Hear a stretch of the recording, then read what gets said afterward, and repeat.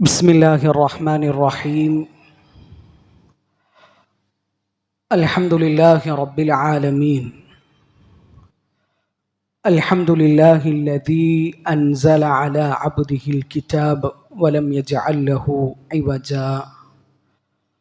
اللهم صل على محمد وعلى آل محمد كما صليت على إبراهيم وعلى آل إبراهيم إنك حميد مجيد. اللهم بارك على محمد وعلى آل محمد كما باركت على إبراهيم وعلى آل إبراهيم إنك حميد مجيد. أعوذ بالله من الشيطان الرجيم. يا أيها الذين آمنوا اتقوا الله حق تقاته ولا تموتن إلا وأنتم مسلمون. يا أيها الذين آمنوا اتقوا الله وقولوا قولا سديدا يصلح لكم أعمالكم ويغفر لكم ذنوبكم ومن يطع الله ورسوله فقد فاز فوزا عظيما. اللهم سبحانك لا علم لنا إلا ما علمتنا إنك أنت العليم الحكيم. رب اشرح لي صدري ويسر لي أمري واحلل عقدة من لساني يفقه قولي. അള്ളാഹുവിൻ്റെ മാർഗത്തിൽ ഞാൻ ഒരുപാട് സ്നേഹിക്കുന്ന സഹോദരങ്ങളെ, സഹോദരിമാരെ, പ്രിയപ്പെട്ട സുഹൃത്തുക്കളെ, ഇമാം ഷാഫിഈ റഹിമഹുല്ലാഹു തആല ഒരിക്കൽ അദ്ദേഹത്തിൻ്റെ ഉസ്താദ് വക്കീഇനോട് പരാതി പറഞ്ഞു. എൻ്റെ ഹിഫ്ളിന് കുറച്ച് പ്രശ്നങ്ങളുണ്ട്, ഹിഫ്ളിന് എന്തോ തകരാറുണ്ട്. അതിന് ഇമാം വക്കീഅ് റഹിമഹുല്ല നൽകിയ മറുപടി ഇമാം ഷാഫിഈ റഹിമഹുല്ല അദ്ദേഹത്തിൻ്റെ കവിതയിലൂടെ നമുക്ക് പറഞ്ഞു തരുന്നുണ്ട്. ശകൗതു ഇലാ വക്കീഇൻ سوء حفظي فأرشدني إلى ترك المعاصي وأخبرني بأن العلم نور ونور الله لا يعطى لعاصي. വക്കീഇനോട് ഞാൻ പോയിട്ട് പറഞ്ഞു, എനിക്ക് ഹിഫ്ളിന് എന്തോ പ്രശ്നമുണ്ട്. അപ്പോൾ വക്കീഅ് എന്നോട് പറഞ്ഞത്, എനിക്ക് നൽകിയ ഉപദേശം, നീ പാപങ്ങൾ വെടിയണമെന്നാണ്, തെറ്റുകളിൽ നിന്ന് പൂർണ്ണമായിട്ട് മാറി നിൽക്കണമെന്നാണ്. ഇൽമ് അത് അള്ളാഹുവിൻ്റെ പ്രകാശമാണ്, അള്ളാഹുവിൻ്റെ നൂറാണ്. ആ നൂറ് അള്ളാഹു പാപങ്ങൾ ചെയ്യുന്നവർക്ക്, തെറ്റിൽ മുഴുകി ജീവിക്കുന്നവർക്ക് കൊടുക്കുകയില്ല എന്നാണ്. പ്രിയപ്പെട്ടവരെ, ഇവിടെ നമ്മൾ ഒന്നുകൂടി സ്ട്രെസ് ചെയ്തിട്ട് ആലോചിക്കേണ്ട പോയിന്റ്, ബി അന്നൽ ഇൽമ നൂറുൻ, അറിവ് എന്ന് പറഞ്ഞാൽ അത് നൂറാണ്. നൂറുള്ള അള്ളാഹുവിൻ്റെ പ്രകാശമാണെന്നാണ് പറഞ്ഞത്. അള്ളാഹു തരുന്ന വെളിച്ചമാണ്. ഇൽമ എല്ലാവർക്കും കിട്ടൂല. ഒരാൾക്ക് അള്ളാഹു ഇൽമ കൊടുത്തിട്ടുണ്ട് എങ്കിൽ, അറിവ് കൊടുക്കുന്നുണ്ട് എങ്കിൽ, അത് അള്ളാഹു ഇഷ്ടപ്പെട്ടവർക്കാണ് കൊടുക്കുക. അറിവിനെയും അറിവിൻ്റെ ആളുകളെയും സ്നേഹിക്കുക എന്നത് ചെറിയൊരു സംഗതിയല്ല. ഉമർ ബിൻ അബ്ദുൽ അസീസ് റഹിമഹുല്ലാഹു തആലയുടെ വാക്കുകളായിട്ട് ചരിത്രത്തിൽ രേഖപ്പെട്ട് കിടക്കുന്ന വളരെ ചിന്തനീയമായ വരികൾ. കുൻ ആലിമൻ, ഒന്നൊരിക്കൽ നീ ഒരു ആലിമാകണം, പണ്ഡിതനാകണം, ആളുകൾക്ക് അറിവ് പറഞ്ഞു കൊടുക്കുന്ന ഒരാളാകണം. ഔ മുതഅല്ലിമ, ഇനി ഒരു ആലിമാകാൻ പറ്റിയിട്ടില്ല എങ്കിൽ നീ ഒരു വിദ്യാർത്ഥിയാകണം, അറിവ് പഠിക്കുന്ന ഒരാളാകണം. അതിനും പറ്റിയിട്ടില്ല എങ്കിൽ ആ അറിവ് പഠിപ്പിക്കുന്നവരെയും പഠിക്കുന്നവരെയും സ്നേഹിക്കുന്നവനാകണം. നാലാമത്തൊരു വിഭാഗത്തിൽ നീ പെട്ടുപോകരുത് എന്നാണ് ഉമർ ബിൻ അബ്ദുൽ അസീസ് റഹിമഹുല്ലാഹു തആല പറയുന്നത്. അപ്പം അറിവിനെയും സ്നേഹിക്കണം, അറിവ് പഠിപ്പിക്കുന്നവരെയും സ്നേഹിക്കണം, അറിവിനെയും അറിവ് പഠിപ്പിക്കുന്നവരെയും ബഹുമാനിക്കണം, അറിവിനെയും അറിവ് പഠിപ്പിക്കുന്നവരെയും ആദരിക്കണം. ഒരിക്കൽ ഇമാം ഷാഫിഈ റഹിമഹുല്ലാഹു തആല ഒരു സ്ഥലത്തിരിക്കുകയാണ്. അപ്പോൾ വേറെയും കുറച്ച് ആൾക്കാർ കൂടെയുണ്ട്. അപ്പോൾ ഒരു അറാബിയായ മനുഷ്യൻ കയറി വന്നു. അയാളെ കണ്ടപ്പോൾ ഇമാം ഷാഫിഈ റഹിമഹുല്ലാഹു തആല എഴുന്നേറ്റ് നിന്നു. ഇപ്പോൾ കൂടെ ഉള്ളവർക്ക് ഭയങ്കര അത്ഭുതം.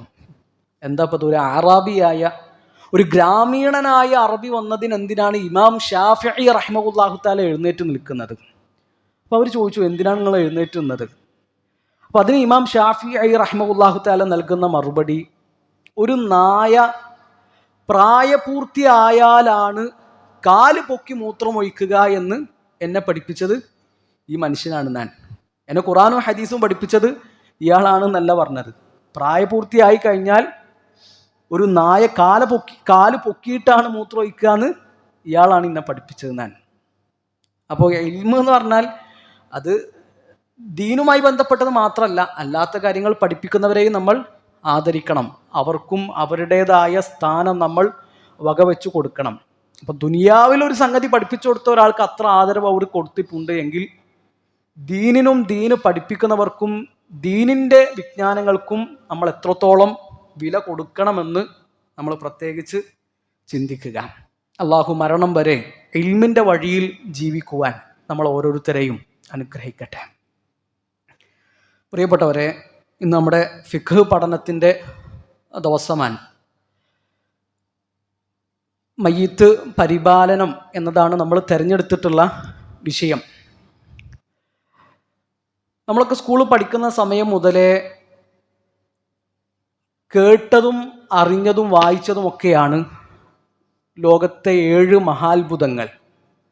ചൈന വൻമതിലും നമ്മുടെ ആഗ്രയിലെ താജ്മഹലൊക്കെ നമ്മൾ അതിൽ എണ്ണാറുണ്ട്. എന്നാൽ ഇതിനേക്കാളൊക്കെ വലിയൊരു അത്ഭുതം, 100% മരിക്കുമെന്ന് ഉറപ്പുള്ളവരാണ് നമ്മൾ ഓരോരുത്തരും. 100% മരിക്കുമെന്ന് ഉറപ്പുള്ളവരാണ്, ഒരു സംശയവുമില്ല. എന്നിട്ടും മരണത്തിന് ശേഷമുള്ള ജീവിതത്തിന് വേണ്ടിയിട്ട് നമ്മൾ നന്നായിട്ട് ഒരുങ്ങുന്നില്ല എന്നതാണ് വിഷയം. മരണത്തിന് ശേഷം നമുക്കൊരു ജീവിതം ഉണ്ടെന്ന് നമ്മൾ ഉറച്ച് വിശ്വസിക്കുന്നുണ്ട്. എന്നിട്ടും ആ മരണത്തിന് ശേഷമുള്ള ജീവിതത്തിന് വേണ്ടി നമ്മൾ ഒരുങ്ങുന്നില്ല എന്നത് ഏറ്റവും വലിയ അത്ഭുതങ്ങളിൽ ഒന്നാണ്. അള്ളാഹുവിൻ്റെ റസൂൽ സല്ലല്ലാഹു അലൈഹി വസല്ലം പറഞ്ഞല്ലോ, ബുദ്ധിയുള്ളവർ അവർ ആഖിറത്തിന് വേണ്ടി വിഭവങ്ങൾ ഒരുക്കുന്നവരാണ്. 50 കൊല്ലത്തെ 60 കൊല്ലത്തെ ദുനിയാവിന് വേണ്ടിയിട്ട്, പെട്ടെന്ന് തീർന്നു പോകുന്ന ഈ ജീവിതത്തിന് വേണ്ടിയിട്ട് ഓടിയിട്ട് ആഖിറത്ത് മറക്കുന്നവരല്ല അവർ, സ്വർഗം മറക്കുന്നവരല്ല അവർ. ബുദ്ധിയുള്ളവരാരാന്ന് ചോദിച്ചപ്പോൾ നബി കൊടുത്ത മറുപടി, അക്സറുഹും ലിൽ മൗതി ദിക്റാ വ അഹ്സനുഹും ലിമാ ബഅദഹു ഇസ്തിഅദാദാ. മരണത്തെപ്പറ്റി ധാരാളമായിട്ട് ഓർക്കുന്നവരാണ്, എപ്പോഴും മരണത്തെപ്പറ്റി ചിന്തിക്കുന്നവരാണ്. ആ മരണത്തിന് ശേഷമുള്ള ജീവിതത്തിന് വേണ്ടിയിട്ട് നന്നായിട്ട് ഒരുങ്ങുന്നവരാണ്, നന്നായിട്ട് പണിയെടുക്കുന്നവരാണ്. ഖുർആൻ മരണത്തെ വിശേഷിപ്പിച്ചത് വഅ്ബുദ് റബ്ബക ഹത്താ യഅതിയകൽ യഖീൻ. ഏറ്റവും ഉറപ്പുള്ളത് യഖീൻ എന്നാണ് പറഞ്ഞത്. ഏറ്റവും ഉറപ്പുള്ളത് എത്തുന്നത് വരെ നിങ്ങൾ അള്ളാഹുവിന് ഇബാദത്തുകൾ ചെയ്തുകൊണ്ട് ജീവിക്കണമെന്നാണ് ഓർമ്മപ്പെടുത്തിയിട്ടുള്ളത്. അതുകൊണ്ട് ആ മരണത്തിന് വേണ്ടി നമ്മൾ നന്നായിട്ടൊന്ന് ഒരുങ്ങണം. മരണത്തിന് ശേഷമുള്ള ജീവിതത്തിന് വേണ്ടി നമ്മൾ വിഭവങ്ങൾ ഒരുക്കണം. നബി സല്ലല്ലാഹു അലൈഹി വസല്ലം പറഞ്ഞല്ലോ, 2 അനുഗ്രഹങ്ങളുണ്ട്. ആ 2 അനുഗ്രഹങ്ങളെ പറ്റിയിട്ട് അധികം ആളുകളും അശ്രദ്ധരാണ്, അവരതിൽ വഞ്ചിക്കപ്പെട്ടിട്ടുണ്ട്. നിഅ്മതാനി മഗ്ബൂനും ഫീഹിമാ കസീറുൻ മിനന്നാസ്. എന്നിട്ട് നബി എണ്ണിയ 2 കാര്യങ്ങൾ, അസ്സിഹതു വൽ ഫറാഗ്. 1 അവരുടെ ആരോഗ്യമാണ്, 2 അവരുടെ ഒഴിവ് സമയമാണ്. അപ്പം നമ്മുടെ സമയവും നമ്മുടെ ആയുസ്സും വിലപ്പെട്ടതാണ്, അമൂല്യമാണ് എന്ന ചിന്ത നമുക്ക് എപ്പോഴും ഉണ്ടാകണം. എപ്പോഴും മരണത്തെ ഓർക്കുന്ന ഒരാൾക്ക് ഉണ്ടാകുന്ന 3 ഗുണങ്ങളുണ്ട്. ഏത് സമയത്തും മരണത്തെ ഓർത്തുകൊണ്ടിരിക്കുന്ന ഒരാൾക്ക് ജീവിതത്തിൽ ഉണ്ടാകുന്ന 3 മെച്ചങ്ങൾ. 1, തഅജീലു തൗബയാണ്. ജീവിതത്തിൽ എന്തെങ്കിലും ഒരു വീഴ്ച വന്നാൽ ഉടനെ അയാൾ തൗബ ചെയ്തു മടങ്ങും. കാരണം അയാളുടെ മനസ്സിലുള്ളത് എന്താണ്? തൊട്ടടുത്ത നിമിഷം ഞാൻ ഈ ദുനിയാവെന്ന് യാത്ര പറയേണ്ടവനാണ്, ഈ തിന്മയുമായിട്ട് എനിക്ക് എൻ്റെ റബ്ബിനെ കണ്ടുമുട്ടാൻ പറ്റൂല, ആ തിന്മ മായ്ക്കപ്പെടണം. ആ ബോധം എപ്പോഴും മരണത്തെപ്പറ്റി ഓർക്കുന്ന ഒരാൾക്കുണ്ടാകും. പെട്ടെന്ന് അവർ തൗബ ചെയ്യും. ഒരു തെറ്റ് ജീവിതത്തിൽ സംഭവിച്ചാൽ ഉടനെ അവർ അള്ളാഹുലേക്ക് ഖേദിച്ചു മടങ്ങും. 2ാമത്തൊരു വിഷയം, എന്താണോ കിട്ടിയത് അതിൽ അവർ സംതൃപ്തരായിരിക്കും. ദുനിയാവ് വെട്ടിപ്പിടിക്കാൻ ഓടിക്കൊണ്ടിരിക്കൂല. കാരണം ഇന്നല്ലെങ്കിൽ നാളെ തിരിച്ചു പോകേണ്ടവരാണ്. ഇവിടെ കാലാകാലം ജീവിക്കാൻ പറ്റൂല. വിഭവങ്ങൾ ഒരുക്കേണ്ടത് മരണത്തിന് ശേഷമാണ്. ആ ചിന്ത അവർക്ക് എപ്പോഴും ഉണ്ടാകും. ഖന്തക്ക് കുഴിക്കുന്ന സമയത്ത് സ്വഹാബിമാർ അരപ്പട്ടിണിയിലാണ്, മുഴുപ്പട്ടിണിയിലാണ്, നല്ല വിശപ്പുണ്ട്. ആ സമയത്ത് നബി സല്ലല്ലാഹു അലൈഹി വസല്ലം സ്വഹാബിമാർ കിടങ്ങു കുഴിക്കുന്ന കാഴ്ച കണ്ടിട്ട് പറയാണ്, ഇന്നൽ ഐഷ ഐഷുൽ ആഖിറ. സ്വഹാബ, ജീവിതം എന്ന് പറഞ്ഞാൽ അത് ആഖിറത്തിലാണ്. ദുനിയാവിൽ ഇങ്ങനെയൊക്കെ കഷ്ടപ്പെടേണ്ടി വരും. ആഖിറത്തിലാണ് സുഖമുള്ള, കഷ്ടപ്പാടില്ലാത്ത, തളർച്ചയും ക്ഷീണവും രോഗവും ഇല്ലാത്ത, വിശപ്പും പട്ടിണിയും ദാഹവും ഇല്ലാത്ത ജീവിതം വരാനുള്ളത്. അപ്പം ആഖിറത്തിനെ പറ്റിയിട്ടും പെട്ടെന്ന് മരിക്കുമെന്ന ബോധവുമുള്ള ഒരാൾ, അയാൾ ദുനിയാവിൽ എന്താണോ കിട്ടിയത് അതിൽ പൂർണ്ണ സംതൃപ്തനായിരിക്കും. ആർത്തി ഉണ്ടാവില്ല, ആക്രാന്തം ഉണ്ടാവില്ല. മൂന്നാമത്തെ ഒരു സംഗതി, ഇബാദത്തിൽ നല്ലൊരു ഉണർവ് അവർക്ക് അനുഭവിക്കാൻ കഴിയും. മടി ഉണ്ടാവില്ല, അലസതയുണ്ടാകൂല. ചെയ്യുന്ന ഇബാദത്തുകൾ ശരിക്കും ആസ്വദിക്കാൻ പറ്റും. അള്ളാഹുവിൻ്റെ റസൂൽ സല്ലല്ലാഹു അലൈഹി വസല്ലമയുടെ അടുത്ത് വന്നിട്ട് ഒരു സ്വഹാബി ഉപദേശം ചോദിക്കുന്നുണ്ട്. നബിയെ, ചുരുങ്ങിയ വാക്കുകളിൽ നിങ്ങൾ എനിക്ക് ഉപദേശം തരണം. അള്ളാഹുവിൻ്റെ റസൂൽ സല്ലല്ലാഹു അലൈഹി വസല്ലമ ആദ്യമായിട്ട് ആ മനുഷ്യനോട് പറഞ്ഞത്, സൊല്ലി സ്വലാത്ത മുവദ്ദിഅ. സൊല്ലി സ്വലാത്ത മുവദ്ദിഅ. വിടവാങ്ങുന്ന ഒരു മനുഷ്യൻ എങ്ങനെയാണോ നിസ്കരിക്കുക അങ്ങനെ നീ നിസ്കരിച്ചോന്നാൻ. ഒരു നേരത്തെ നിസ്കാരത്തിന് കൈ കെട്ടുമ്പോൾ, തക്ബീർ ചൊല്ലുമ്പോൾ നമ്മുടെ മനസ്സിലുണ്ടാവണം, ഇത് അവസാനത്തെ നിസ്കാരമാണ്. ആ ചിന്തയോടുകൂടി നിസ്കരിക്കുന്ന ഒരാൾക്ക് ആ നിസ്കാരം ശരിക്കും ആസ്വദിക്കാൻ കഴിയും. ഒരു റമളാനിൽ നോമ്പെടുക്കുമ്പോൾ ആ മനുഷ്യന്റെ മനസ്സിലുണ്ടാകണം, ഇത് അവസാനത്തെ റമളാനാണ്. ആ മനുഷ്യൻ ആ റമളാൻ ശരിക്ക് അനുഭവിക്കാനും ആസ്വദിക്കാനും പറ്റും. അലസത ഉണ്ടാവില്ല, മടി ഉണ്ടാവില്ല, അലംഭാവം ഉണ്ടാവില്ല. ഇതൊക്കെ മരണത്തെ എപ്പോഴും ഓർക്കുന്ന ഒരാൾക്ക് കിട്ടുന്ന മെച്ചങ്ങളാണ്. നമ്മൾ ആലോചിക്കേണ്ടത്, മരണത്തോടു കൂടി പിന്നെ കർമ്മങ്ങൾ ചെയ്യാനുള്ള അവസരമില്ല. മരിക്കുന്നതിന് മുമ്പ് നിസ്കരിച്ച ഒരു 2 റക്അത്ത് ഉണ്ടോ അത് നമുക്ക് കാണാൻ പറ്റും. മരിക്കുന്നതിന് മുമ്പ് നമ്മൾ ചൊല്ലിയ ഒരു തസ്ബീഹ് ഉണ്ടോ അതിൻ്റെ റിസൾട്ട് നമുക്ക് കാണാൻ പറ്റും. മരിക്കുന്നതിന് മുമ്പ് നമ്മൾ ചെയ്ത സുജൂദുകളും നമ്മൾ ചെയ്ത റുക്കൂകളും നമുക്ക് കാണാൻ പറ്റും. മരിച്ചതിന് ശേഷം പിന്നെ എനിക്കൊരു പേജ് ഖുർആൻ ഓതണം എന്ന് പറഞ്ഞാൽ അതിനുള്ള അവസരം അവിടെ ഉണ്ടാവില്ല. മരിച്ചതിന് ശേഷം ഞാൻ ഈ ഇൽമു പഠിക്കുന്ന സദസ്സുകളിൽ വന്നിരിക്കാം എന്ന് വിചാരിക്കാൻ പറ്റൂലല്ലോ. അപ്പോൾ മരണത്തിന് മുമ്പാണ് കർമ്മങ്ങൾ ചെയ്യാനുള്ള സമയം. മരിച്ചു കഴിഞ്ഞാൽ ആ കർമ്മങ്ങളുടെ അനന്തരഫലം അനുഭവിക്കാനുള്ള സമയമാണ്. അള്ളാഹു നമ്മളെ എല്ലാവരെയും അള്ളാഹുവിൻ്റെ സ്വർഗത്തിൽ ഒരുമിച്ച് കൂട്ടട്ടെ. പ്രിയപ്പെട്ടവരെ, ഇത്തവണ നമ്മൾ മയ്യിത്ത് പരിപാലനം എന്ന വിഷയം പഠിക്കാൻ തിരഞ്ഞെടുത്തിട്ടുള്ളത് ഷെയ്ഖ് ഇബ്നു ബാസ് റഹിമഹുല്ലാഹു തആലയുടെ അദ്ദുറൂസുൽ മുഹിമ്മ എന്ന കിതാബാണ്. അദ്ദുറൂസുൽ മുഹിമ്മ, ഇതാണ് അദ്ദുറൂസുൽ മുഹിമ്മ എന്ന ഗ്രന്ഥം. ഇതിത്ര കട്ടിയില്ല, അതിൻ്റെ ഷർഹാൻ ഷെയ്ഖ് അബ്ദുർ റസാഖ് അൽ ബദർ ഹഫ്ളഹുല്ല ഇബ്നു ബാസ് റഹിമഹുല്ലാഹു തആലയുടെ ഗ്രന്ഥത്തിന് എഴുതിയ ഷർഹാൻ. എന്താ ഷർഹ് എന്ന് പറഞ്ഞാൽ? വിശദീകരണം. അപ്പോൾ ഇത് ചെറിയൊരു പുസ്തകമാണ്. എന്താ ഇതിൻ്റെയൊക്കെ ഒരു ഇത്രയും ഉണ്ടാവില്ല. അപ്പോൾ അദ്ദുറൂസുൽ മുഹിമ്മ ലിആമത്തിൽ ഉമ്മ, അതാണ് ഈ കിതാബിൻ്റെ പേര്. എന്താണ് അദ്ദുറൂസ് എന്ന് പറഞ്ഞാൽ? അദ്ദുറൂസ് ദർസ്, പാഠം അല്ലെ. ദർസുൻ എന്നതിൻ്റെ ജംആണ്, ബഹുവചനമാണ് ദുറൂസ്. അദ്ദുറൂസുൽ മുഹിമ്മ, ഏറ്റവും പ്രധാനപ്പെട്ട ചില പാഠങ്ങൾ, ഏറ്റവും അമൂല്യമായ വിലപിടിപ്പുള്ള ചില പാഠങ്ങൾ. ലിആമത്തിൽ ഉമ്മ, ഈ ഉമ്മത്തിലെ സാധാരണക്കാർക്ക് വേണ്ടി, പൊതുജനങ്ങൾക്ക് വേണ്ടി, നമ്മളെപ്പോലെയുള്ള ആളുകൾക്ക് വേണ്ടിയിട്ട് ഷെയ്ഖ് ഇബ്നു ബാസ് റഹിമഹുല്ലാഹു തആല രേഖപ്പെടുത്തിയ, ഇബ്നു ബാസ് റഹിമഹുല്ലാഹു തആല ഒരുക്കിയ ഒരു ചെറിയ പുസ്തകമാണ് അദ്ദുറൂസുൽ മുഹിമ്മ ലിആമത്തിൽ ഉമ്മ. ഇബ്നു ബാസ് റഹിമഹുല്ലാഹു തആല മരിക്കുന്നത് വരെ ഈ ഗ്രന്ഥത്തിന് വലിയ പരിഗണന കൊടുത്തിരുന്നു. ഇബ്നു ബാസ് റഹിമഹുല്ലാഹു തആല മരിക്കുന്ന വർഷം ഇറങ്ങിയ കോപ്പിയിൽ വരെ ചെറിയ ആഡിങ്സും മാറ്റങ്ങളൊക്കെ ഉണ്ടാക്കിയിട്ടുണ്ട്. ചില ഭാഗങ്ങൾ കൂട്ടിച്ചേർത്തിട്ടുണ്ട്, പുതിയ പാഠങ്ങൾ ഉൾപ്പെടുത്തിയിട്ടുണ്ട്.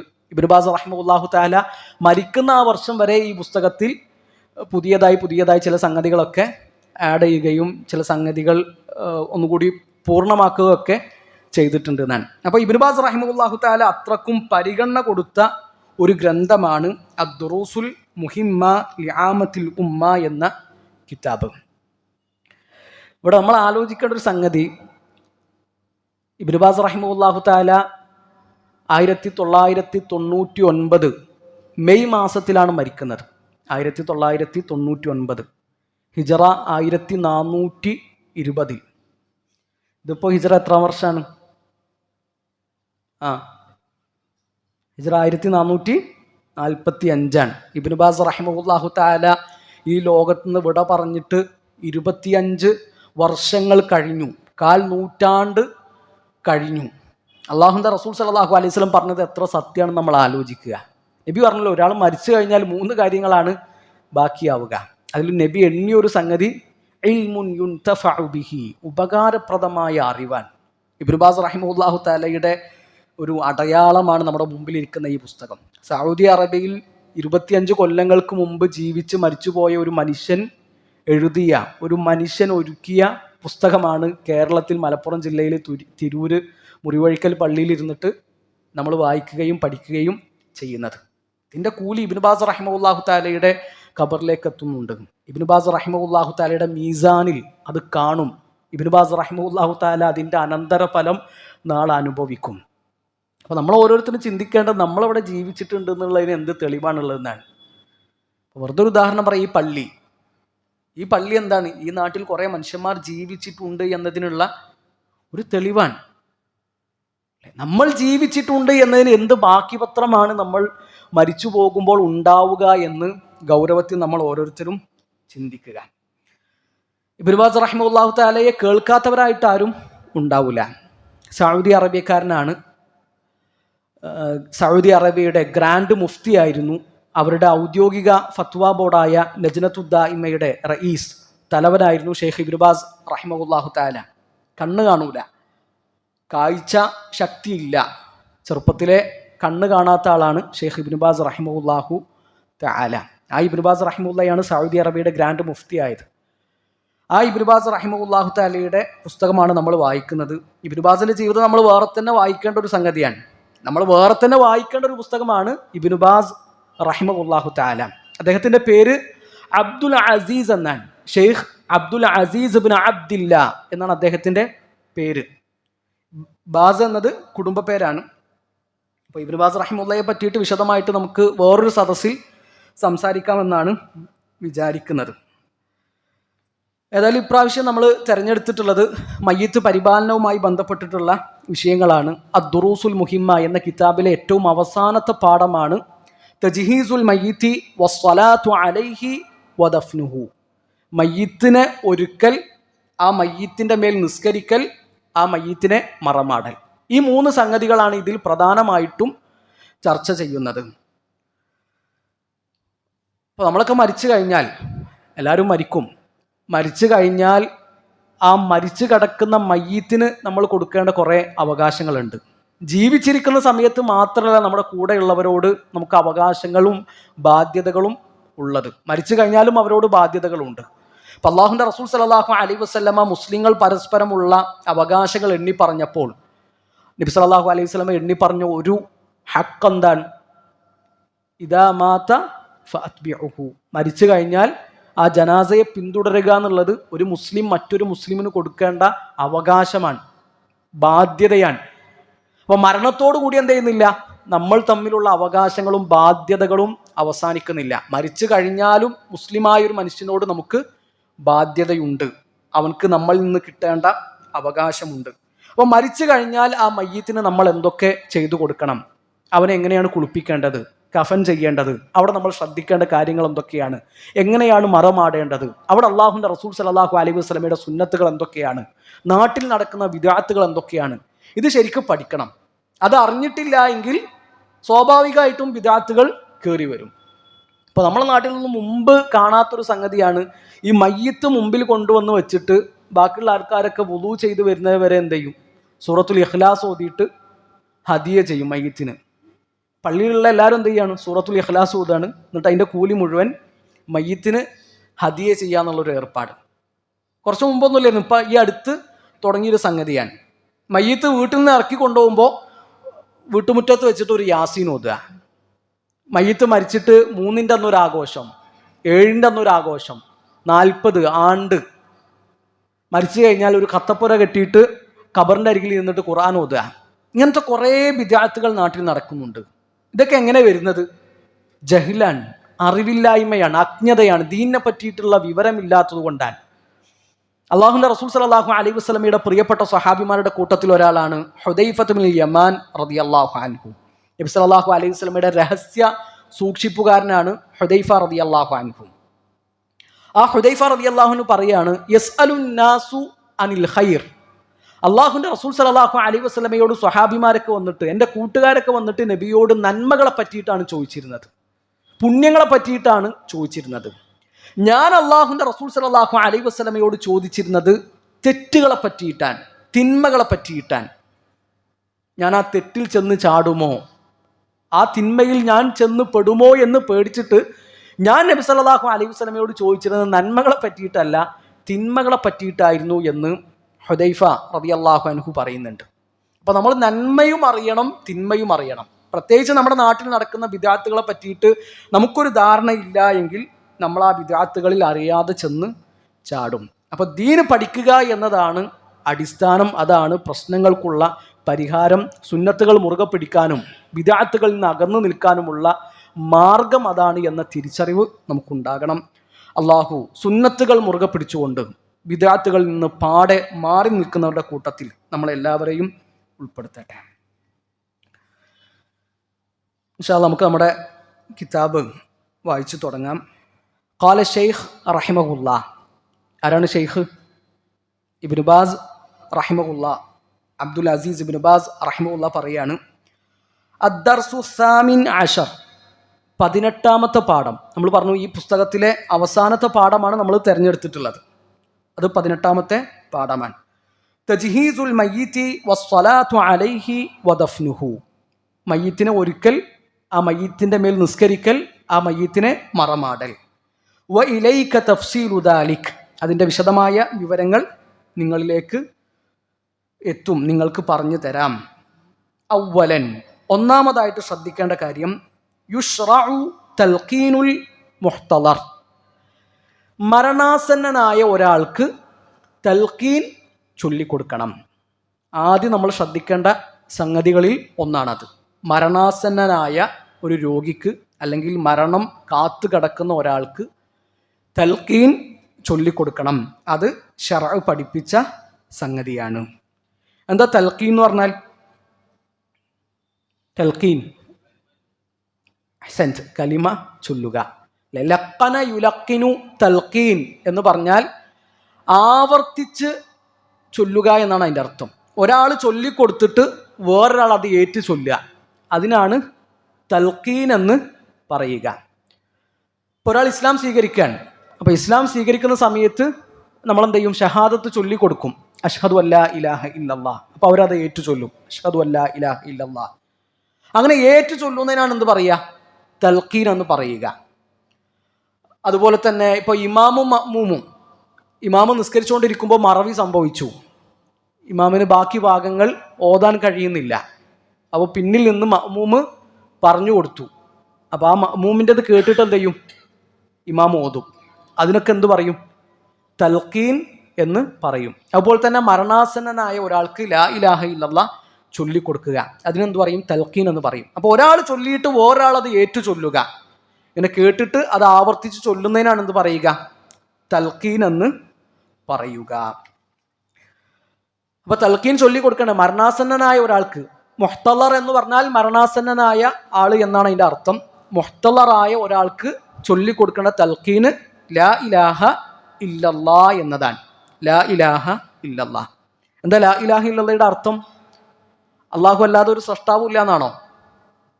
അള്ളാഹു അല്ലാതെ ലോകം നിയന്ത്രിക്കുന്ന ഒരാളില്ല എന്നാണോ? ആണോ? എന്താ ലാ ഇലാഹ ഇല്ലല്ലയുടെ അർത്ഥം?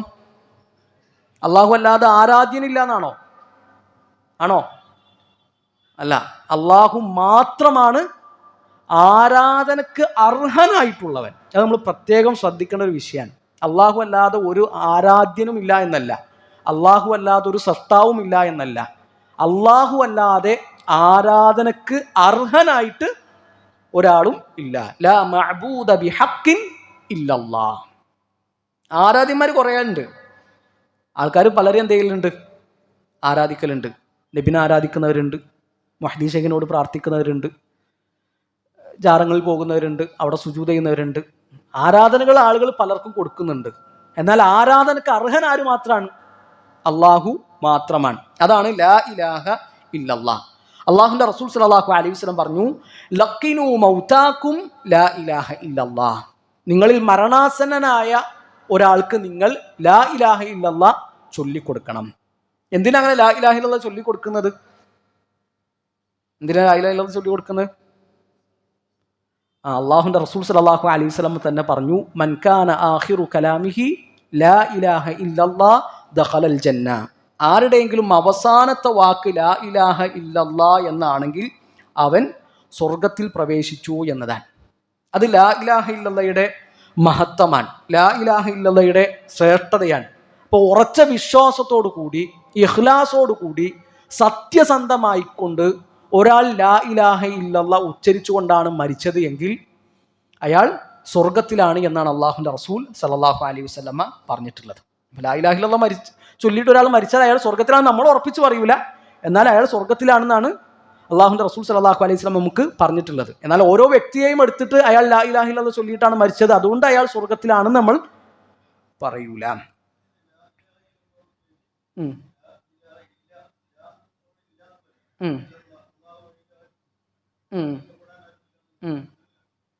ലാ ഇലാഹ, അതായത് ലാ ഇലാഹ ഇല്ലല്ലാഹ്ക്ക് രണ്ട് ഭാഗങ്ങളുണ്ട്, രണ്ട് റുക്നുകളുണ്ട്. ഒന്ന് ലാ ഇലാഹ, ഒരു ഇലാഹുമില്ല. അവിടെ നിഷേധമാണ് വരുന്നത്. എല്ലാ ആരാധ്യന്മാരെയും നമ്മൾ എന്ത് ചെയ്യാണ്? നിഷേധിക്കുകയാണ്. അള്ളാഹുവിനെ ഒഴികെ എല്ലാ ആരാധ്യന്മാരെയും നമ്മൾ നിഷേധിക്കുകയാണ്. രണ്ടാമത്തെ ഒരു പാർട്ട് എന്ന് പറഞ്ഞാൽ ഇല്ലല്ലാഹ്, അവിടെ സ്ഥിരപ്പെടുത്തുകയാണ്. ആ ആരാധ്യൻ ആരാണ്? അള്ളാഹുവാൻ. അപ്പൊ ആദ്യത്തെ ഭാഗത്ത് എല്ലാ ആരാധ്യന്മാരെയും നമ്മൾ നിഷേധിച്ചു, അള്ളാഹു മാത്രം ആരാധ്യനാണ് എന്ന് രണ്ടാമത്തെ ഭാഗത്ത് നമ്മൾ സ്ഥിരപ്പെടുത്തുകയും ചെയ്തു. അതാണ് ലാ ഇലാഹ ഇല്ലല്ലയുടെ അർത്ഥം. ആണ് രണ്ട് റുക്നുകൾ, ലാ ഇലാഹ ഇല്ലല്ലയുടെ രണ്ട് തൂണുകൾ. ആദ്യത്തേത് നിഷേധമാണ്, രണ്ടാമത്തത് സ്ഥിരപ്പെടുത്തലാണ്. അപ്പൊ ഈ ലാ ഇലാഹ ഇല്ലല്ലാഹ് മരണം ഉറപ്പിക്കുന്നതിന് മുമ്പ് എന്ത് ചെയ്യണം? ചൊല്ലണം.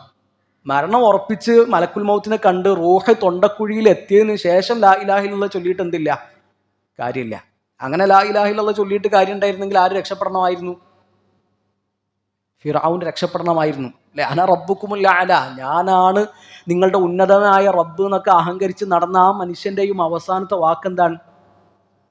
ഫിർഔൻ പറയുന്നുണ്ടല്ലോ, ഖാല ആമൻതു അന്നഹു ലാ ഇലാഹ ഇല്ലല്ലദീ ആമനത് ബിഹി ബനൂ ഇസ്രായീൽ. ബനൂ ഇസ്രായേലുകാർ വിശ്വസിച്ച അള്ളാഹുവിൽ ഞാനും ഇതാ വിശ്വസിച്ചിരിക്കുന്നു. ഫിറൗന്റെ വാക്കാണത്. അപ്പൊ അള്ളാഹു ചോദിക്കുന്നുണ്ട്, ആൽ ആൻ, ഇപ്പോഴാണോ?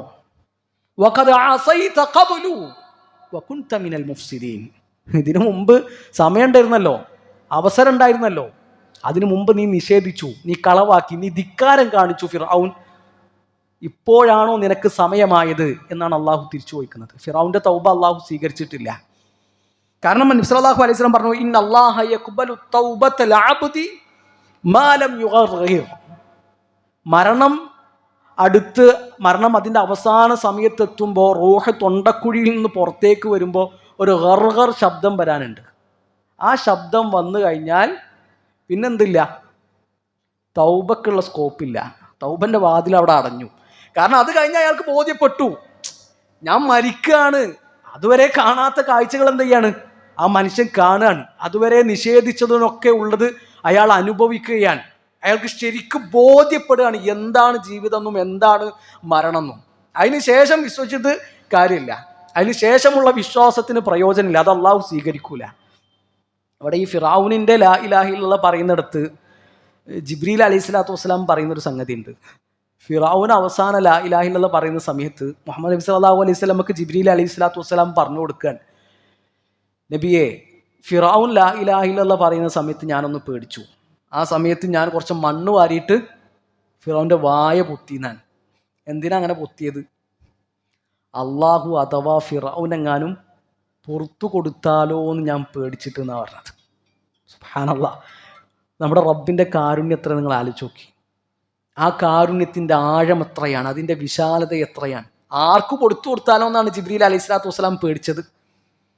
ഫിറഔനെങ്ങാനും അള്ളാഹു പുറത്തു കൊടുത്താലോ എന്ന് പേടിച്ചിട്ട് ഞാൻ ഫിറഔന്റെ വായിൽ മണ്ണ് നിറച്ചു, വായ പൊത്തി എന്നാണ് ജിബ്രീൽ അലൈഹി സ്വലാത്തു വസ്സലാമ പറഞ്ഞത്.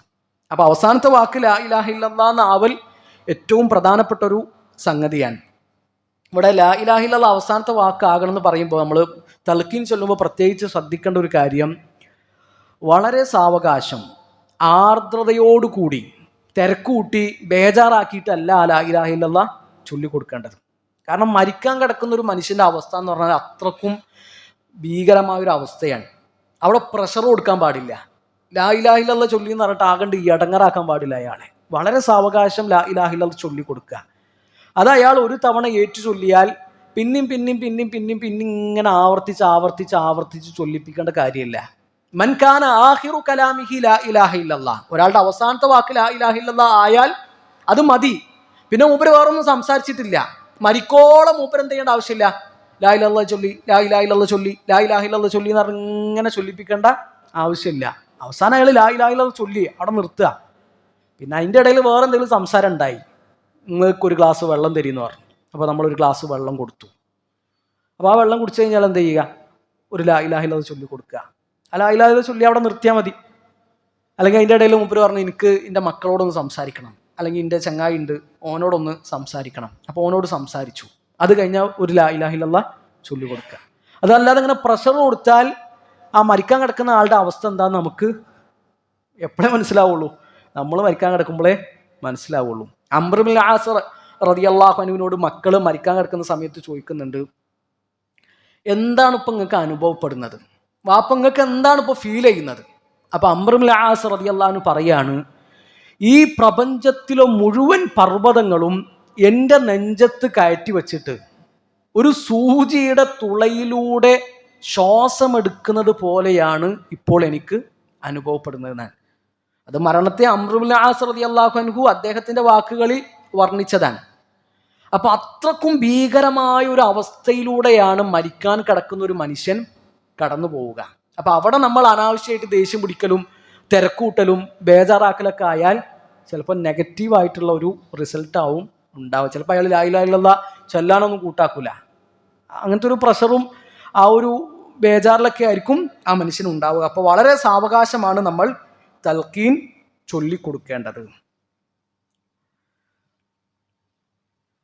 അപ്പം ഇതൊക്കെ ലാ ഇലാഹ ഇല്ലല്ലാഹയുടെ ഒരു ശ്രേഷ്ഠതയാണ് അല്ലെ. ഏറ്റവും ശ്രേഷ്ഠമായ ദിക്ർ, അഫ്ളലു ദിക്ർ ഏതാണ്?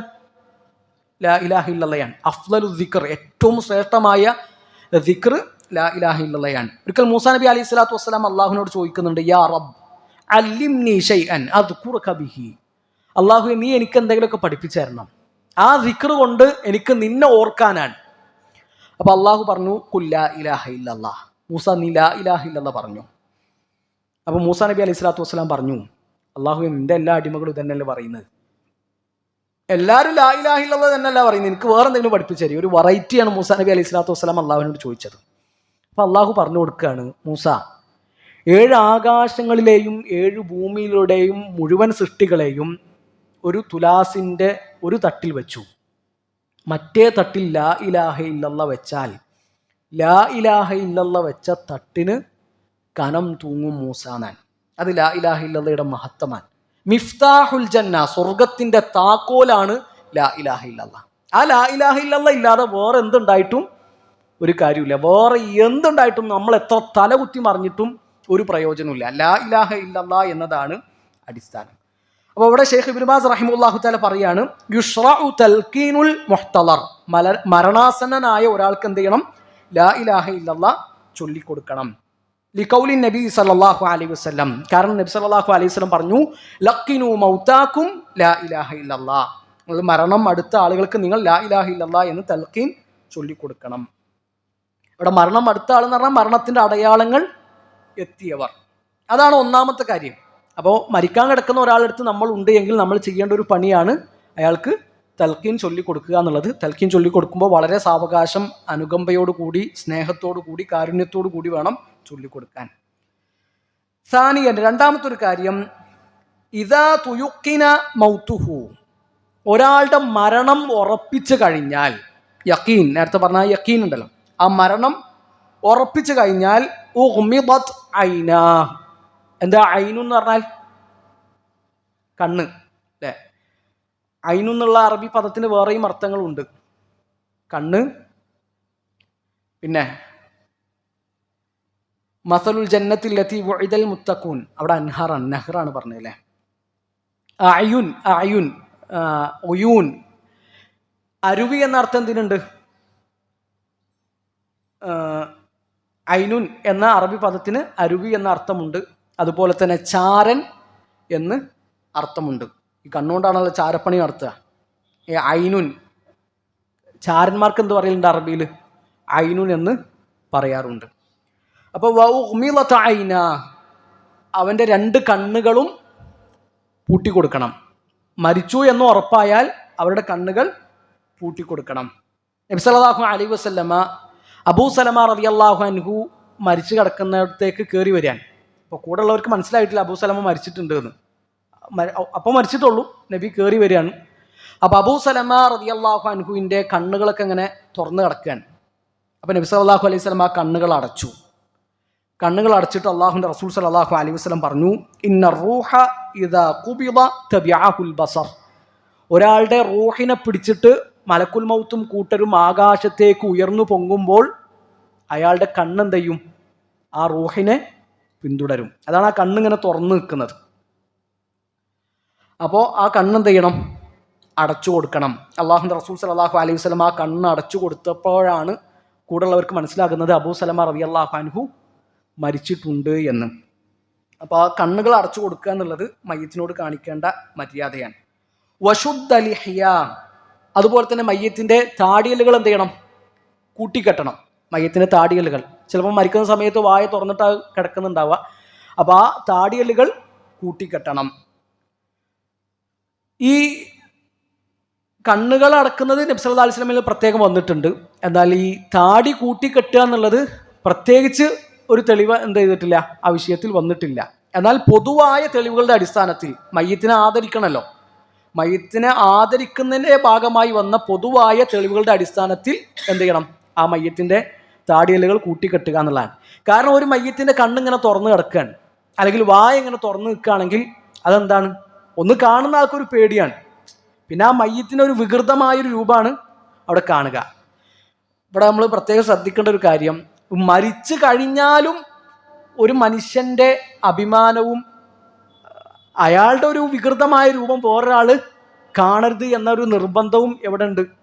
നമ്മുടെ ദീനിൽ ഉണ്ട്. ജീവിച്ചിരിക്കുമ്പോൾ ഒരാളുടെ അഭിമാനത്തിന് എത്ര സ്ഥാനമുണ്ട്?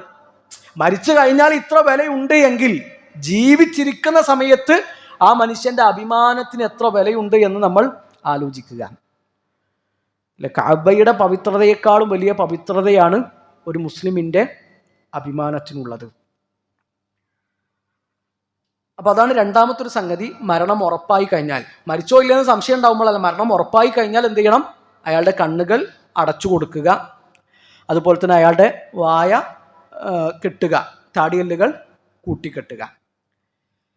സാലിസൻ, മൂന്നാമത്തെ ഒരു സംഗതി, യജിബു ഗസ്ലുൽ മയ്യിത്തിൽ മുസ്ലിമീൻ, മുസ്ലിമായ ഒരു മനുഷ്യൻ്റെ മയ്യിത്ത് നിർബന്ധമായിട്ട് എന്ത് ചെയ്യണം? കുളിപ്പിക്കണം. എന്താ യജിബു എന്ന് പറഞ്ഞാൽ? വാജിബ് അല്ലേ? വാജിബ്, അതാണ് വജബ യജിബു. നിർബന്ധമായിട്ടും മുസ്ലിമായൊരു മനുഷ്യൻ്റെ മയ്യിത്ത് കുളിപ്പിക്കണം. ഈ മയ്യിത്ത് കുളിപ്പിക്കുക എന്നുള്ളത് ഫർള് കിഫായിയാണ്. ഫർള് 2 തരമുണ്ട്. ഒന്ന് ഫർള് ഐനാണ്, 2 ഫർള് കിഫായിയാണ്. എന്താ ഫർള് ഐൻ എന്ന് പറഞ്ഞാൽ? ഫർള് ഐൻ എന്ന് പറഞ്ഞാൽ ഓരോ വ്യക്തിക്കും നിർബന്ധമായ സംഗതിയാണ് ഫർള് ഐൻ. ഫർള് ഐൻ അല്ലെങ്കിൽ വാജിബ് ഐൻ. എന്നാൽ ഫർള് കിഫായി എന്ന് പറഞ്ഞാൽ ഓരോരുത്തർക്കും നിർബന്ധമല്ല, ആ സംഗതി നടന്നാൽ മതി. ആ സംഗതി നടന്നാൽ മതി, അത് ഓരോരുത്തരും ചെയ്യണം എന്നുള്ളത് നിർബന്ധമായ സംഗതിയല്ല. ഇപ്പോൾ ഫർള് ഐൻ ഉദാഹരണമാണ് 5 നേരത്തെ നിസ്കാരം. 5 നേരത്തെ നിസ്കാരം ഓരോരുത്തരും ചെയ്യണം. ഞാൻ നിസ്കരിച്ചുകൊണ്ട് മുഹാജിർ നിസ്കരിക്കണ്ടെന്നല്ല. മുഹാജിർ നിസ്കരിച്ചാൽ മുഹാജിർ നിസ്കാരം കിട്ടി, ഞാൻ നിസ്കരിച്ചാൽ എനിക്ക് നിസ്കാരം കിട്ടി. ഓൻ നിസ്കരിച്ചില്ലെങ്കിൽ ഓനോടാണ് അള്ളാഹു ചോദിക്കുക, ഞാൻ നിസ്കരിച്ചിട്ടില്ലെങ്കിൽ എന്നോടാണ് ചോദ്യം. അപ്പോൾ 5 നേരത്തെ നിസ്കാരം ഫർള് ഐനൊരു ഉദാഹരണമാണ്. പിന്നെ വേറൊരു ഉദാഹരണം ഫർള് ഐന് ഓരോ വ്യക്തികൾക്ക് നിർബന്ധമായ സംഗതി, നോമ്പ്, റമദാനിലെ നോമ്പ്, സക്കാത്ത്, ഹജ്ജ് അല്ലെ, ഹജ്ജ്, ഇതൊക്കെ ഓരോരുത്തർക്കും നിർബന്ധമാണ്. നാട്ടിൽ ഹജ്ജ് ചെയ്യുന്ന ആൾക്കാരുണ്ടോ എന്നുള്ളതല്ല. നാട്ടിൽ കുറേ ആൾക്കാർ ഹജ്ജ് ചെയ്യുന്നുണ്ട്, അതുകൊണ്ട് എനിക്ക് ഹജ്ജ് നിർബന്ധമല്ല എന്നൊരു പണക്കാരന്, കഴിവുള്ള ഒരാൾക്ക് പറയാൻ പറ്റൂല. നാട്ടിലെല്ലാവരും നിസ്കരിക്കുന്നുണ്ട്, അതുകൊണ്ട് ഞാൻ നിസ്കരിക്കണ്ടെന്ന് പറയാൻ പറ്റൂല. എന്നാൽ ഫർള് കിഫായി എന്ന് പറഞ്ഞാൽ ആ സംഗതി നടന്നാൽ മതി, അത് ഓരോരുത്തരും ചെയ്യണമെന്ന് നിർബന്ധമല്ല. നാട്ടിൽ ഒരാൾ മരിച്ചു കഴിഞ്ഞാൽ അയാളുടെ മയ്യത്ത് ആരെങ്കിലും ഒരാൾ കുളിപ്പിക്കണം. ആരും കുളിപ്പിച്ചിട്ടില്ല എങ്കിൽ എല്ലാവരും കുറ്റക്കാരാണ്. അതാണ് മയ്യത്ത് കുളിപ്പിക്കുക എന്നതിൻ്റെ വിധി ഫർള് കിഫായിയാണ്. ആ സംഗതി നടക്കണം, അത് ആര് ചെയ്താലും പ്രശ്നമില്ല. ആരും കുളിപ്പിച്ചിട്ടില്ല എങ്കിൽ എല്ലാവരും കുറ്റക്കാരാണ്. ഏതെങ്കിലും ഒരാൾ ചെയ്താൽ ബാക്കിയുള്ളവരൊക്കെ അതിൽ നിന്നും ഒഴിവായി. ഈ ഫർള് കിഫായി തന്നെയാണ് മയ്യത്തിന് വേണ്ടിയിട്ട് നിസ്കരിക്കുക. അതുപോലെ തന്നെ മയ്യത്ത് മറമാടുക. ഒരാൾ മരിച്ചു, നാട്ടിൽ കുറച്ച് ആൾക്കാർ നിസ്കരിച്ചാൽ ബാക്കിയുള്ളവർക്ക് എന്തില്ല, കുറ്റമില്ല, അവർ ആ ഉത്തരവാദിത്തത്തിൽ നിന്ന് ഒഴിവായി. അതുപോലെ തന്നെ ഒരാൾ മരിച്ചു, കുറച്ച് ആൾക്കാർ മറമാടി, ബാക്കിയുള്ളവർ ആ മറമാടിൽ പങ്കെടുത്തിട്ടില്ല, ആ പങ്കെടുക്കാത്തവർക്ക് എന്തില്ല, കുറ്റമില്ല, അവർ അള്ളാഹുവിൻ്റെ ശിക്ഷക്ക് അർഹരല്ല. ബാക്കിയുള്ളവർ ചെയ്താൽ ആ നിർബന്ധമായ ബാധ്യതയിൽ നിന്ന് അവർ ഒഴിവായി എന്നുള്ളതാണ്.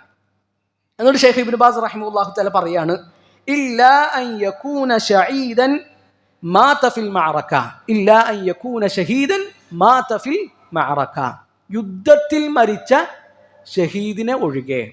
അപ്പൊ യുദ്ധത്തിൽ മരിച്ച ഷഹീദിനെ എന്ത് ചെയ്യേണ്ട ആവശ്യമില്ല, കുളിപ്പിക്കേണ്ട ആവശ്യമില്ല. ഒരാൾ യുദ്ധത്തിലാണ് മരണപ്പെട്ടിട്ടുള്ളത് എങ്കിൽ അയാളെ മയ്യിത്ത് കുളിപ്പിക്കാതെയാണ് മറമാടേണ്ടത്. നബി സല്ലല്ലാഹു അലൈഹി വസല്ലം പറഞ്ഞു, യുദ്ധത്തിലൊക്കെ മരിച്ച ആളുകൾ അവർ അള്ളാഹുവിൻ്റെ മുമ്പിൽ എങ്ങനെ വരിക, എങ്ങനെയാണോ മരിച്ചത് ആ കോലത്തിലാണ് അവർ അള്ളാഹുവിൻ്റെ മുമ്പിലേക്ക് എഴുന്നേറ്റ് വരിക. അവരുടെ ശരീരത്തിൽ രക്തമുണ്ടാകും, ലൗനുഹു ലൗനു ദമിൻ, ആ രക്തത്തിന് രക്തത്തിൻ്റെ നിറമായിരിക്കും, വരീഹുഹു റീഹു മിസ്കിൻ, എന്നാൽ അതിന് രക്തത്തിൻ്റെ മണമാകൂല, മണം കസ്തൂരിയുടേതാണ്, കസ്തൂരിയുടെ സുഗന്ധമായിരിക്കും ആ രക്തത്തിന് ഉണ്ടാവുക, എന്നാൽ രക്തത്തിൻ്റെ നിറം അവരുടെ ശരീരത്തിൽ ഉണ്ടാകുമെന്നാണ്. അപ്പം നാളെ ജാഫർ ബിൻ അബി താലിബ് റളിയല്ലാഹു അൻഹു ഒക്കെ ആഖിറത്തിലേക്ക് എഴുന്നേറ്റ് വരുമ്പം ജാഫർ റളിയല്ലാഹു അൻഹുവിന് 2 കൈകളും ഉണ്ടാവില്ല. കാരണം മുഅ്ത യുദ്ധത്തിൽ 2 കൈകളും നഷ്ടപ്പെട്ട സ്വഹാബിയാണ് ജാഫർ ബിൻ അബി താലിബ് റളിയല്ലാഹു അൻഹു. ഹംസ റളിയല്ലാഹു അൻഹുവിൻ്റെ ശരീരം ഉഹദ് യുദ്ധത്തിൽ ശത്രുക്കൾ വികൃതമാക്കിയിട്ടുണ്ട്.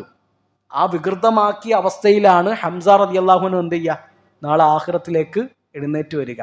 അത് അള്ളാഹുവിൻ്റെ മാർഗത്തിൽ ഷഹീദായ ആളുകൾക്ക് അള്ളാഹു കൊടുക്കുന്ന ആദരവാൻ. അവർ അത്രക്കും ത്യാഗം സഹിച്ചവരാണ് എന്ന് ബാക്കിയുള്ളവർക്ക് കൂടി ബോധ്യപ്പെടാനുള്ള ഒരു അള്ളാഹുവിൻ്റെ ഒരു തീരുമാനമാണത്. ഈ ഉഹദ് യുദ്ധത്തിന് പുറപ്പെടുന്നതിന് മുമ്പ് അബ്ദുല്ലാഹി ഇബ്നു ജഹ്ഷ് റളിയല്ലാഹു അൻഹുവും അതുപോലെ തന്നെ സഅദ് ബിൻ അബി വഖാസ് റളിയല്ലാഹു അൻഹു നടത്തുന്ന പ്രാർത്ഥനയുണ്ട് ചരിത്രത്തിൽ. ഉഹദിന് പോകുന്നതിന് മുമ്പ് അബ്ദുല്ലാഹി ഇബ്നു ജഹ്ഷ് റളിയല്ലാഹു അൻഹു സഅദ് റളിയല്ലാഹു അൻഹു ഒരു മൂലയിലേക്ക് കൂട്ടിക്കൊണ്ടുപോകും. എന്നിട്ട് പറയും, നമ്മൾ യുദ്ധത്തിന് ഇറങ്ങല്ലേ, നമുക്കൊന്ന് പ്രാർത്ഥിക്കാം, മനസ്സ് തുറന്ന് നമ്മുടെ ആഗ്രഹം എന്താണ് എന്ന് അള്ളാഹുവിനോട് പറയാം. അങ്ങനെ ആദ്യം സഅദ് ബിൻ അബി വഖാസ് റളിയല്ലാഹു അൻഹു പ്രാർത്ഥിച്ചു, അള്ളാഹുവേ, നാളെ ഉഹദിലേക്ക് ഇറങ്ങുമ്പോൾ ആ കൂട്ടത്തിലെ ഏറ്റവും കരുത്തനായ മനുഷ്യനെ നീ എൻ്റെ നേരെ അയക്കണം, ഞങ്ങൾക്കിടയിൽ നല്ലൊരു പോരാട്ടം നടക്കണം, നല്ലൊരു സംഘടന നടക്കണം. അങ്ങനെ ആ പോരാട്ടത്തിനൊടുവിൽ എനിക്ക് എൻ്റെ ശത്രുവിനെ കീഴ്പ്പെടുത്തണം, അയാളെ എനിക്ക് വധിക്കണം, അയാളുടെ സ്വത്ത് എനിക്ക് കൈക്കലാക്കണം. അല്ലെ, യുദ്ധം നടന്നിട്ട് നമ്മൾ ആരെയാണോ കീഴ്പ്പെടുത്തിയത് അവർക്കാണ് ആ സ്വത്ത് കിട്ടുക. ഞാൻ ഒരാളെ കീഴ്പ്പെടുത്തിയാൽ അയാളുടെ സ്വത്ത് പിന്നെ എനിക്കാണ് കിട്ടുക. അപ്പോൾ ആ ഗനീമത്ത് സ്വത്ത് എനിക്ക് സ്വന്തമാക്കണം. ഇതാണ് സഅദ് റളിയല്ലാഹുവിൻ്റെ പ്രാർത്ഥന. അപ്പോൾ അബ്ദുല്ലാഹി ഇബ്നു ജഹ്ഷ് റളിയല്ലാഹു അൻഹു ആ പ്രാർത്ഥനക്ക് ആമീൻ പറഞ്ഞു.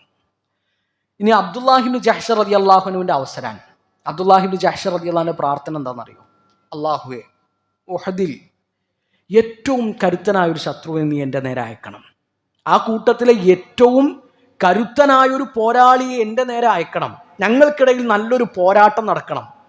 അങ്ങനെ ആ പോരാട്ടത്തിനൊടുവിൽ ആ മനുഷ്യനെ എന്നെ കീഴ്പ്പെടുത്തണം. സഅദ് റളിയല്ലാഹു പ്രാർത്ഥിച്ചത് എനിക്ക് അയാളെ കീഴ്പ്പെടുത്തണം എന്നാണ്. അബ്ദുല്ലാഹി ഇബ്നു ജഹ്ഷ് റളിയല്ലാഹു പറയാണ്, അയാൾ എന്നെ കീഴ്പ്പെടുത്തണം. എന്നിട്ട് അയാൾ എൻ്റെ കാതും മൂക്കൊക്കെ ചെത്തി കൊണ്ടുപോകണം. അല്ലാഹുവേ, നാളെ ഞാൻ നിന്റെ മുമ്പിൽ വരും. അന്ന് നീ എന്നോട് ചോദിക്കും, അബ്ദുള്ള, നിന്റെ മൂക്കെവിടെ? അന്ന് അല്ലാഹുവേ, നിന്നോട് ഞാൻ പറയും, അതൊക്കെ നിന്റെ മാർഗത്തിൽ ഛേദിക്കപ്പെട്ടിരിക്കുന്നു എന്ന്.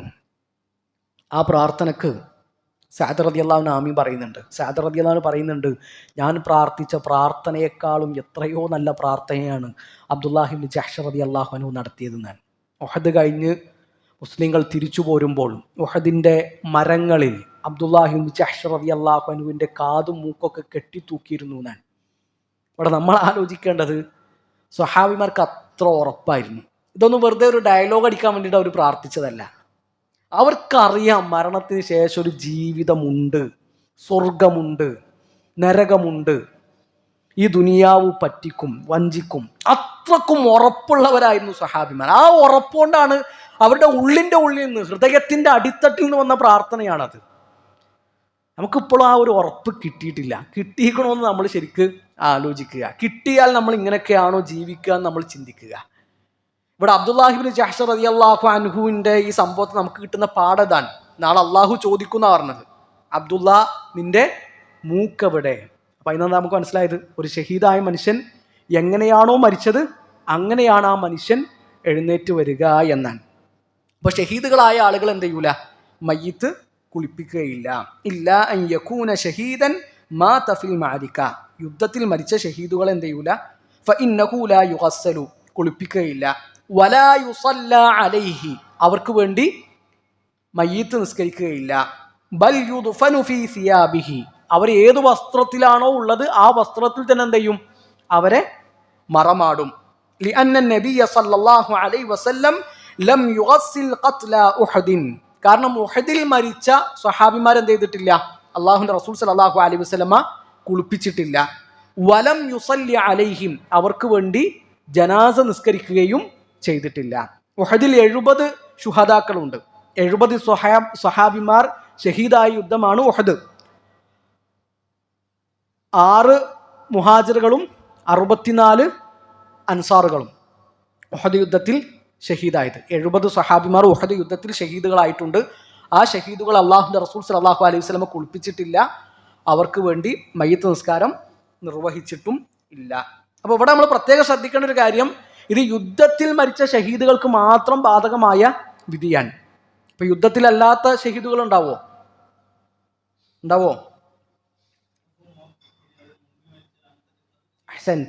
അങ്ങനെയും കുറച്ച് ഷഹീദുകളുണ്ട്. അള്ളാഹുവിൻ്റെ റസൂൽ സല്ലല്ലാഹു അലൈഹി വസല്ലം പറഞ്ഞു, അശ്ശുഹദാഉ ഖംസത്തുൻ, 5 ടീം അവർക്ക് ഷഹീദിന്റെ കൂലി ഉണ്ട് എന്നാണ് പറഞ്ഞത്. 5 ടീമുകൾക്ക് ഷഹീദിന്റെ കൂലിയുണ്ട്. ഒന്ന് അൽ മത്ഊൻ, ത്വാഊൻ, പ്ലേഗ് രോഗം ബാധിച്ച് മരിച്ചവർ, അവർക്ക് ഷഹീദിന്റെ കൂലിയുണ്ട്. വൽ മബ്തൂൻ, വയർ സംബന്ധമായ അസുഖം വന്നിട്ട് മരിച്ചവർ, അവർക്ക് ഷഹീദിന്റെ കൂലിയുണ്ട്. അൽ ഗരിഖു, മുങ്ങി മരിച്ചവർ, വെള്ളത്തിൽ മുങ്ങി മരിച്ച ആളുകൾ ഷഹീദാണ്. ഷഹീദ് എന്ന് പറഞ്ഞാൽ ഷഹീദിന്റെ കൂലി അവർക്കുണ്ട്. വസാഹിബുൽ ഹദ്മി, കെട്ടിടം തകർന്ന് മരിച്ചവർ. വശഹീദു ഫീ സബീലില്ലാ, അഞ്ചാമത് പറഞ്ഞത് അള്ളാഹുവിൻ്റെ മാർഗത്തിൽ യുദ്ധത്തിൽ മരിച്ചവർ. അപ്പോൾ നമ്മൾ പറഞ്ഞു വന്നത്, ഷഹീദുകൾ പല വിധത്തിലുണ്ട്. 5 വിഭാഗങ്ങൾ അള്ളാഹുവിൻ്റെ റസൂൽ സല്ലല്ലാഹു അലൈഹി വസല്ലമ പ്രത്യേകമായിട്ട് എണ്ണി പറഞ്ഞു. അവർക്ക് ഷഹീദുകളുടെ കൂലിയുണ്ട്, എന്നാൽ ദുനിയാവിൽ അവർക്ക് ഷഹീദുകളുടെ വിധി ബാധകമല്ല. അപ്പോൾ ഷഹീദിൻ്റെ വിധിയാണ്, മരിച്ചു കഴിഞ്ഞാൽ കുളിപ്പിക്കൂല, അവർക്ക് വേണ്ടി നിസ്കരിക്കൂല, അവരേത് വസ്ത്രത്തിലാണോ ഉള്ളത് ആ വസ്ത്രത്തിൽ തന്നെ അവരെ മറമാടുന്നുള്ളതൊക്കെ. ഈ വിധിയൊന്നും ആർക്ക് ബാധകമല്ല? ഈ ത്വാഊൻ ബാധിച്ച് മരിച്ചവർക്കും, പ്ലേഗ് രോഗം ബാധിച്ച് മരിച്ചവർക്ക്, വയറു സംബന്ധമായ അസുഖം വന്നിട്ട് മരിച്ചവർക്ക്, മുങ്ങി മരിച്ചവർക്ക്, കെട്ടിടം തകർന്ന് മരിച്ചവർക്കൊന്നും ഈ വിധി ബാധകമല്ല. എന്നാൽ ഒരാൾ കെട്ടിടം തകർന്നിട്ടാണ് മരിച്ചത്. ഇപ്പോൾ ഫിലസ്തീനിൽ കുറേ ആൾക്കാർ കെട്ടിടം തകർന്നിട്ട് മരിക്കുന്നവരുണ്ട്. അല്ലെങ്കിൽ ഒരു ഭൂമി കുലുക്കുണ്ടായി, ഇപ്പോൾ സിറിയയിലും ഒക്കെ ഭൂമി കുലുക്കുണ്ടായല്ലോ.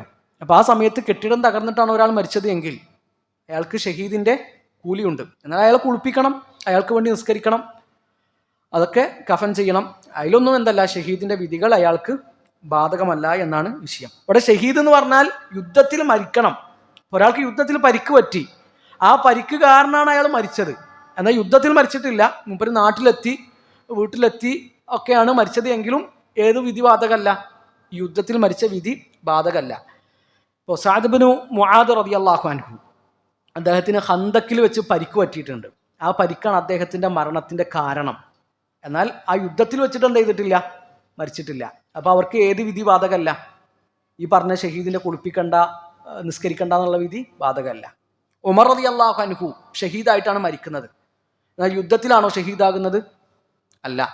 പള്ളിയിൽ വെച്ചിട്ട് അബൂ ലുലു എന്ന മജൂസിയായ മനുഷ്യൻ ലഅനഹുല്ലാഹ്, ആ മനുഷ്യൻ്റെ കുത്ത് കിട്ടിയിട്ടാണ് ഉമർ റളിയല്ലാഹു അൻഹു മരിക്കുന്നത്. അപ്പോൾ ഉമർ റളിയല്ലാഹു അൻഹു ഏത് വിധി ബാധകമല്ല? ഈ പറഞ്ഞ വിധികൾ ബാധകമല്ല. ഉമർ റളിയല്ലാഹു അൻഹു കുളിപ്പിക്കണം, അതുപോലെ തന്നെ മയ്യിത്ത് നിസ്കരിക്കണം, കഫൻ ചെയ്യുമ്പോൾ കഫൻ ചെയ്യണം. അപ്പോൾ ആ വിധി യുദ്ധത്തിൽ വെച്ച് ഷഹീദുകളായ ആളുകൾക്ക് മാത്രം ബാധകമായ സംഗതിയാണ്. അപ്പോൾ ഇതാണ് നമ്മുടെ ഒന്നാമത്തൊരു ദർസ്. ഇൻഷാ അല്ലാഹ് ബാക്കി വിശദമായ കാര്യങ്ങൾ അടുത്ത ദർസിൽ നമുക്ക് മയ്യിത്ത് കുളിപ്പിക്കുന്നതുമായി ബന്ധപ്പെട്ട കാര്യങ്ങൾ വിശദമായിട്ട് സംസാരിക്കാമെന്നാണ് വിചാരിക്കുന്നത്. അള്ളാഹു നമ്മളെ സഹായിക്കട്ടെ. ഇന്നത്തെ ക്ലാസ്സിൽ നിന്ന് 2-3 ചോദ്യങ്ങൾ ചോദിക്കട്ടെ. എന്താണ് തൽക്കീൻ എന്ന് പറഞ്ഞാൽ? തൽക്കീൻ ഏറ്റു ചൊല്ലുക, അല്ലെ? ഒരാൾ ചൊല്ലിയത് ഒരാൾ ആവർത്തിച്ച് ചൊല്ലുന്നതിനാണ് തൽക്കീൻ എന്ന് പറയുക. ഇവിടെ കിതാബുൽ ജനായിസിൽ മയ്യത്തുമായി ബന്ധപ്പെട്ട വിഷയങ്ങൾ പറയുമ്പോൾ തൽക്കീൻ എന്ന് പറഞ്ഞാൽ അവിടെ മരിക്കാൻ കിടക്കുന്ന ഒരാൾക്ക് ലാ ഇലാഹ ഇല്ലല്ലാഹ് ചൊല്ലിക്കൊടുക്കുക എന്നതാണ് ഉദ്ദേശം. അതില്ല, അത് വരുന്നുണ്ട് ഇൻഷാ അല്ലാഹ്. അത് ഇല്ലാത്തൊരു സംഗതിയാണ്. അതെ, തൽക്കീൻ അവർ ചൊല്ലിക്കൊടുക്കാൻ ഖബറിൽ കിടക്കുന്ന ആൾ ആവർത്തിച്ച് ചൊല്ലും എന്നുള്ള ഒരു ഇതൊന്ന് വിശ്വാസത്തിൽ നിന്ന് വരുന്ന ഒരു കാര്യം തന്നെയാണത്. മയ്യിത്ത് കുളിപ്പിക്കുന്നതിൻ്റെ വിധി എന്താണ്?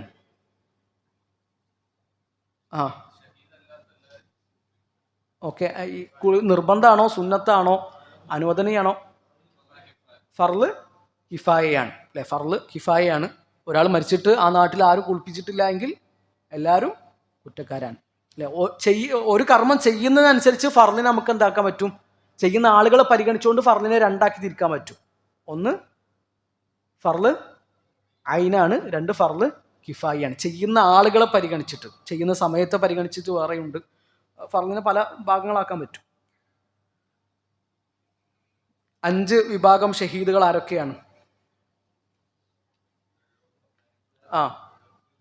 വെള്ളത്തിൽ മുങ്ങി മരിച്ചവർ, പ്ലേഗ് രോഗം ബാധിച്ച് മരിച്ചവർ, കെട്ടിടം തകർന്ന് മരിച്ചവർ, വൈറസ് സംബന്ധമായ അസുഖം വന്നിട്ട് മരിച്ചവർ, യുദ്ധത്തിൽ ഷഹീദായ ഷഹീദ്. അഹ്സൻതും, ബാറക്കല്ലാഹു ഫീക്കും. അള്ളാഹു ഈ ഒരു കൂടിയിരുത്തം നമ്മളിൽ നിന്ന് സ്വീകരിക്കട്ടെ. ഈ ഒത്തുചേരലിന് അള്ളാഹു ഏറ്റവും നല്ല പ്രതിഫലം നൽകട്ടെ. ഇത് ഇബാദത്താണ് എന്ന ചിന്ത നമുക്ക് ഉണ്ടാകണം. അള്ളാഹു നമ്മുടെ പാപങ്ങൾ പുറത്തു തരട്ടെ. അള്ളാഹുവെ, ഞങ്ങളുടെ വീഴ്ചകൾ നീ ഞങ്ങൾക്ക് പുറത്തു നൽകണമേ. ഉപകാരപ്രദമായ അറിവ് ഞങ്ങൾക്ക് എല്ലാവർക്കും നീ വർദ്ധിപ്പിച്ചു തരണമേ.